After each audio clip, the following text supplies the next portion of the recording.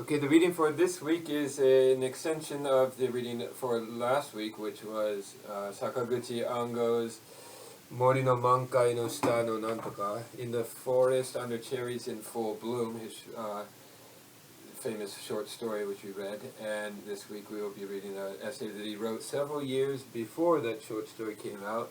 I think 1946, Darakuron, his most famous essay, was published, so immediately after the war, and it's the essay that he became best known for, and we will be reading that for this week, both in English translation and the original Japanese. It's not a very long essay. I think in Japanese Bunkobon version that I have, it's about 10 pages or so, and in the Lippit translation that we'll be using, which came out in 1986, I think, it's only about 6 pages total in your PDF file. And I will put the link to the PDF file in the description below. And I think you should have, those of you who have access through with JSTOR or Project Muse or whatever it is, should be able to read and download the essay, Lippit's translation of the essay. Okay, so again, this essay, it's translated Discourse on Decadence most often, Darakuron in Japanese, was first published in Shincho magazine in April 1946. It had a profound influence on its readers, who were in a state of complete and emotional and physical exhaustion during the turbulent period immediately after the war. Sakaguchi is the author of numerous works, including In the Forest, which we read last week, as well as Hakuchi, which we read last semester, and you can I'll put the link to my recitation and my study guide for that work as well in the description below, and you can review that work as you consider its sort of relation and overlaps with this work. Okay, Discourse on Decadence, and I haven't made a study guide for this essay yet. I will do so and distribute that and make perhaps another video in which I go over some of the more background information about Sakaguchi Ango, about the Buraiha, or libertine, often translated as that movement of the post-war period, as well as some probing questions about this work. Okay, and now I will turn over the microphone, the headphone, to my assistant Nicole, and she will read the essay. It should be about 15 minutes total. Okay, Discourse on Decadence by Sakaguchi Ango. Speak as loudly as possible. Yep. Let's get this bread. Things have changed in the last half year. I take my leave to humbly serve and shield our sovereign lord. If I should die at our sovereign lord's side, I'll have no regrets. The young have all scattered as the blossoms, but they have also survived to become black marketers. Now that you, whom I love, have left to shield our sovereign lord, I no longer wish to live 100 years. Within the space of a half year, the girls who sent off their men with such brave hearts will have grown increasingly businesslike about the task of bowing before their husbands' memorial tablets. And the day is not far off when their hearts will find room for the images of other faces. It is not that humans have changed. Humans have been like this all along, and what has changed is only the outer layer of all things. Apparently, one of the reasons for refusing clemency for the 47 Ronin of yore and effecting their execution was almost fussy solicitude for them, which deemed that it was wrong to have them shamefully survive and thus sully the fine name they had earned for themselves. No such humane feelings exist in the laws of today. But this tendency remains in a great extent in people's hearts, and it seems that the desire to end beautiful things while they are yet beautiful is a general feeling. 10 years or so ago, there was a great deal of public sympathy at the story of the student and the young girl who committed double suicide somewhere in Oiso, wishing to end their life in chaste love. And when several years ago, a niece to whom I was extremely close to committed suicide in her 21st year, I too felt somehow thankful that she had died while still beautiful. This was because although at first glance a fastidious girl, there was about her an air of danger that would shatter, a worrying sense that she would descend headlong down into damnation, and I felt I could not bear to witness the rest of her life. During the war, writers were forbidden to portray a widow in love. It was the design of the military politicians to prevent war widows from being incited to decadence, no doubt wishing to have them live their remaining lives in nun-like devotion to the husband's spirit. The military had a most sensitive understanding of corruption, and the fact that they should go to the extent of contriving such a prohibition was a result, not of any lack of understanding of the consistency of a woman's heart, but rather of all too clear knowledge of it.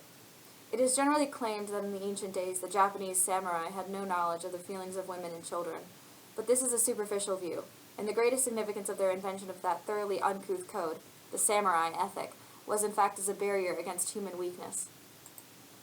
The idea that the samurai must leave no stone unturned, and even reduced himself to beggary in order to track down his enemy and exact revenge. But there were indeed such loyal retainers who hunted out their sworn enemies with the passion of revenge. All they knew was the code of revenge and that code's rules concerning honor. Fundamentally, the Japanese as a people bear very little malice and do not bear it for a long time, and their truest feelings is in fact surely an optimistic, yesterday's enemy is today's friend. It's a perfectly common situation to find someone coming to an understanding, nay, becoming positively bosom friends with the enemy of yesterday. The very fact that he was your sworn enemy makes you more anxious to butter him up, and there's a sudden urge to forget loyalties and serve two masters, an urge to serve yesterday's enemy. It is said that one must not live to bear the disgrace of captivity, but the fact is that without such a code it would be impossible to incite the Japanese in battle. We are obedient to the code, but our truest feelings lie in the opposite direction. Japanese military history is far more Machiavellian business than that of the samurai ethic, and surely we can learn more about the mechanisms of history by examining our own motivations than by looking to the proofs of historical events. Just as the military politicians of today prohibit writing about the widows in love, the samurai of old felt the need for the samurai ethic to control the weakness within themselves and those below them. Hideo Kobayashi has characterized the politician as a type which has no originality, which merely administers and controls, but it seems that this is not necessarily the case. Although the majority of politicians are indeed of this type, a small number of geniuses are creative in their methods of administrating and controlling, and then this becomes a model for mediocre politicians, revealing itself as a vast living will in the shape of history which penetrates each new period and each new government. In the realm of politics, history is not something which links together individuals, but is born as a separate, gigantic being that absorbs all individuals. In its historical aspect, politics likewise perpetrates a vast act of creativity. Who brought on this war? Was it Tojo? Was it the militarists? It was them, of course, but without a doubt it was also the includible will of history, that colossal being that penetrates Japan. In the phase of history, the Japanese were no more than children obedient to fate. Even granted that politicians have no creative originality, yet politics in its historical aspect does have creativity. It has indeed a will, a stride for which there is no halting, which marches onwards as do waves upon the great ocean. How many people contrived the samurai ethic? Surely this is another case of the creativity of history, of its sense of smell. History is forever smelling out humans.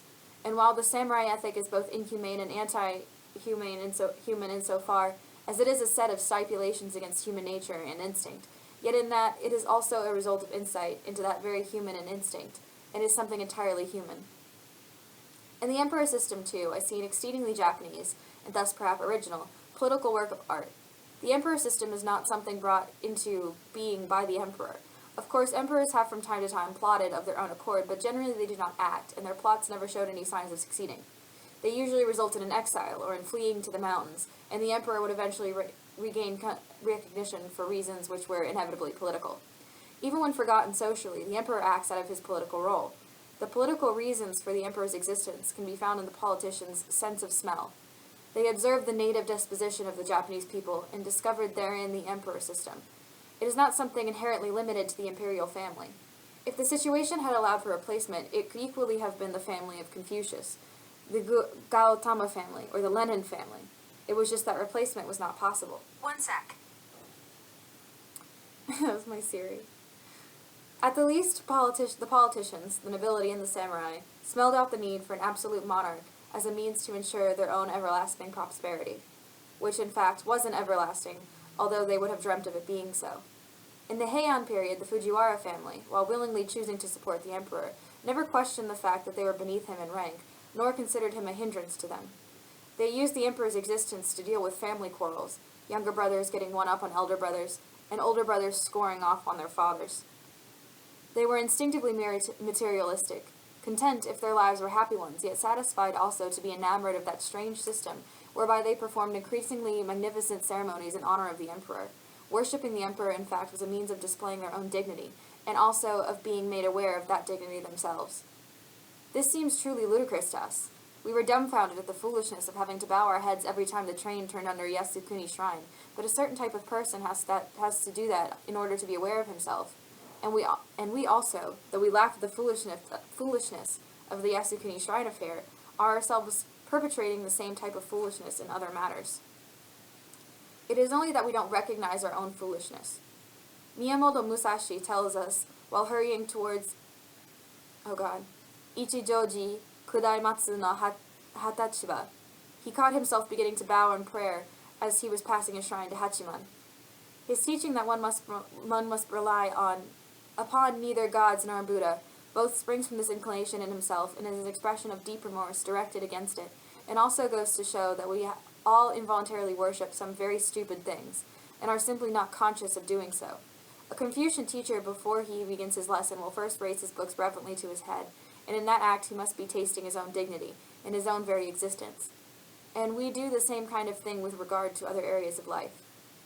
For a nation like the Japanese, which makes Machiavellism its business, the emperor is necessary for both the manipulative aspect and for the noble duty aspect of politics. Individual politicians may not always have recognized this necessity. In the context of the historical sense of smell, it's not so much that they were aware of any necessity for the emperor, but rather that they did not doubt the reality of the current situation. Hideyoshi, when the emperor visited his mansion Juraku, wept at that magnificent ceremony, but in fact he was both sensing his own dignity at the occasion and seeing before him a universal God. This was so for Hideyoshi, but not necessarily for the other politicians, of course. But even granted that Machiavellianism is a device of the devil, it is not necessarily strange that the devil should also worship a god like a little child. Any contradiction is possible. In short, the emperor system is the same type of thing as the samurai ethic. The prohibition stating that, since a woman heart is fickle, the virtuous wife must not serve two husbands, is in itself anti-human and inhumane, but in truth, of its inside, it is human. And in the same way, the emperor system in itself is neither true nor natural, but in terms of historical discovery and insight to be found there, it contains a deep meaning not lightly to be denied, and cannot simply be explained by reference to eternal truths or natural laws alone. The desire to unholy beautiful things, while they are yet beautiful, is a trifling human feeling. And in the case of my niece, it may well be that I should have wished her not to commit suicide but to survive, and instead descend into damnation and wander into the dark wilderness. In truth, the path of literature to which I have assigned myself is just such an exile into the wilderness, but even so, it is no easy matter to eradicate that petty desire to end beautiful things while they are yet beautiful. Beauty left uncompleted is not beauty. It may be that it can be called beauty only when the wretchedness of that inevitable sojourn in damnation can itself be called beauty. But does that mean that one must always intentionally take into account the old bag of 60 and looking at the 20-year-old girl? I don't know about that. I prefer the beautiful girl of 20. It is said that death is the end of both flesh and spirit, but I wonder about that. To be honest, I cannot go along with the idea that, now that we've lost the war, it is the spirits of our fallen heroes who are the most to be pitied. However, when I think of those shoguns over 60 and still so attached to life, who are being dragged into court, I completely fail to see what's so attractive about the human existence. And yet I cannot but imagine that if I myself were a 60-year-old shogun, then I too would be dragged into the courtroom clinging to life, and so in the end I am left feeling astounded at this strange force called life. I prefer the 20-year-old beauty, but do the old shoguns also prefer her? And is it in the light of this preference for the 20-year-old that our fallen heroes are claimed to be so much more to be pitied? It is also clear-cut that I can stop worrying, and I could find here the basis of new faith which devotes itself to the pursuit of 20-year-old girls. But life is a more incomprehensible thing than that. I cannot stand the sight of blood, and once, when there was an automobile accident right in front of my eyes, I wheeled around and fled. Yet I always liked grand destruction. When trembling at the shells and incendiary bombs, I was at the same time tremendously excited at such frenzied annihilation. And yet I believe that I never loved and longed for human beings more than at that time. I refused the kindness of several people who encouraged me to evacuate or undertook to provide me with a residence in the country, and I head out in Tokyo. I intended to make the air raid shelter in the ruins of Kosuke Oi's place, my final base, and when Kosuke Oi evacuated to Kyushu, I thereby lost the last of my friends in Tokyo. But when I imagined the American troops eventually landing, and myself holding my breath in the shelter barraged by heavy artillery fire on all sides, I felt the urge to submit to fate and prepare myself for it. I thought that I might die, but without a doubt I more often believed that I would live. As for my ambitions, once having survived among the ruins, however, I expected nothing beyond survival itself. Strange rebirth into a new and unforeseeable world. My curiosity for this has been the most vivid thing in my life, and it was simply as if I was strangely spellbound by the need to remain in Tokyo, and therefore I put this danger against the extraordinary degree of vividness which my curiosity had attained. For all that, I am timid by nature. On April 4th, in 1945, I experienced for the first time a bombing that lasted for 2 hours all around me. The flare bombs overheard made the place as bright as day. And when my second eldest brother, just arrived in Tokyo, asked from the inside the air raid shelter whether they were incendiary bombs, I tried to reply that they were flares, but found myself in a condition where unless I placed all my strength in my stomach, had no voice that would come out. At the time, I was working part-time at Nippon Film Co., and once, directly after the bomb attack on Ginza, we stood on the Niche rooftop in Ginza with 3 cameras positioned on the tower of the 5-story building to film another attack formation. When the air raid warnings came, everyone disappeared from the Ginza roads, rooftops, and windows. Even the rooftop anti-aircraft encampment people hid in a covered trench, and there was no sign of anybody. The only people visibly exposed to all around were the group of 10 or so people on the roof of Nichie. First there was a rain of incendiary bombs on Ishikawajima, and the next formation came directly overhead. I was aware of the strength draining from my legs. Those cameramen, cigarette in mouth, who pointed their cameras at the oncoming formation with such extraordinary calm, left me quite astonished. And yet I was in love with grand destruction. The sight of people submissive to fate is a strangely beautiful one. All the vast mansions in Kojimachi disappearing as if they've never been, nothing but the flicker of smoldering fires remaining, and an elegant father and daughter sandwiching a single red leather suitcase between them, sitting on the greenest grass by the moat. If it weren't for the vast ruin with this little tongues of flame in the corner of the picture, the scene would have been no different from a peaceful picnic. And at Dongenzaka, likewise now a vast expanse of nothing but burning embers. Halfway up the slope lay a corpse, covered by a sheet of corrugated iron, which looked as though it had been struck by a car rather than died in an air raid. Beside it stood a soldier with a bayonet. The endless winding flow of victims coming and going poured past it, indeed, like some innocent stream.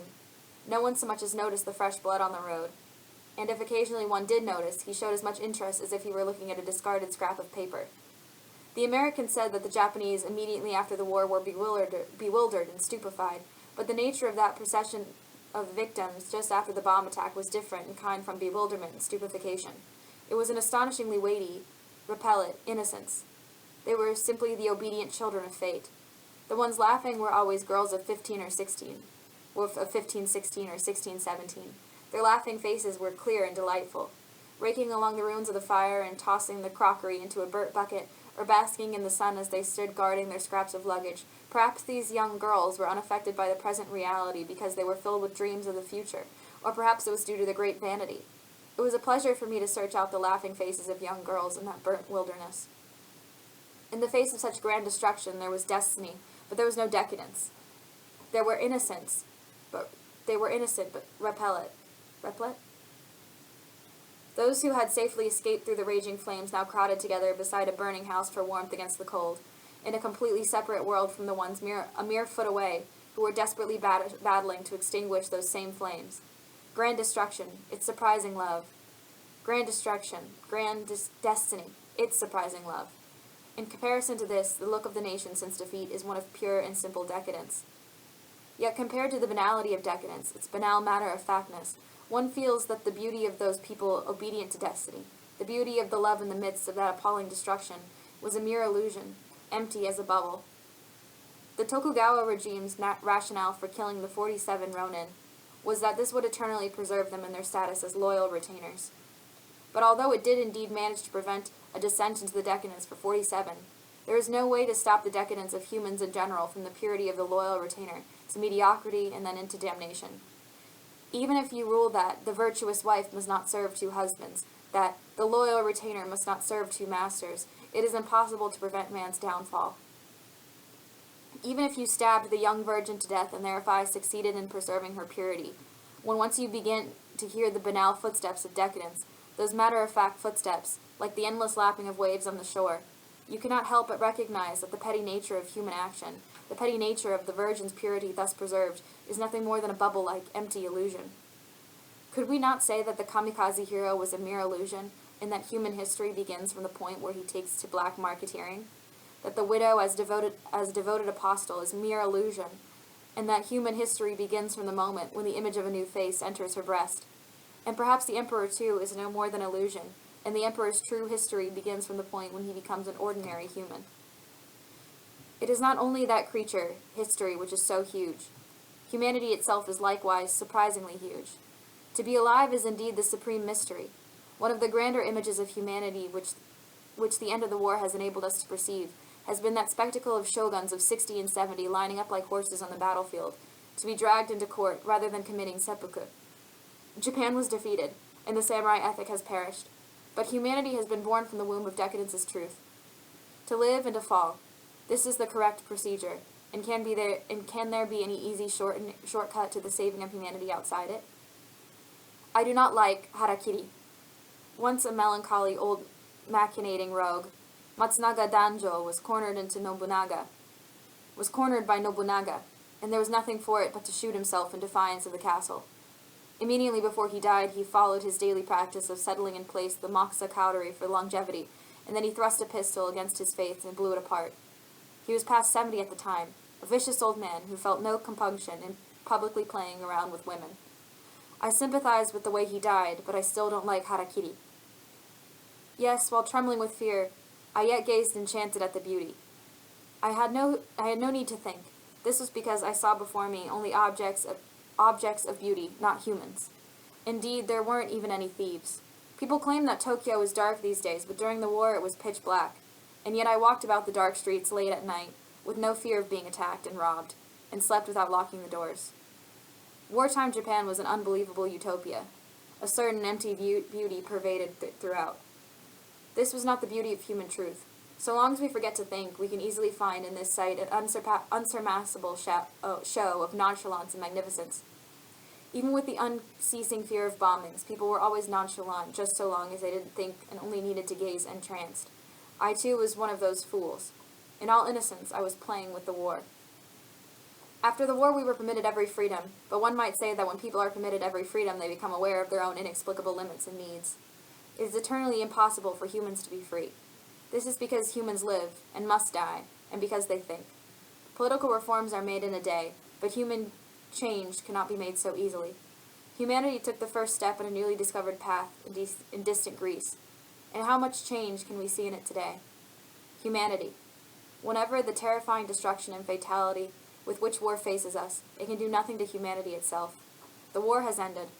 And look, haven't the kamikaze heroes become black marketeers, and aren't the images of some new men already swelling in the breasts of their widows? Humans don't change. We have only returned to being human. Humans become decadent. Loyal retainers and saintly women become decadent. It is impossible to halt the process, and impossible to save humanity by halting it. Humans live and humans fall. There is no easy shortcut to the saving of humanity outside this. It is not because we lost the war that we grow decadent. We fall because we are human.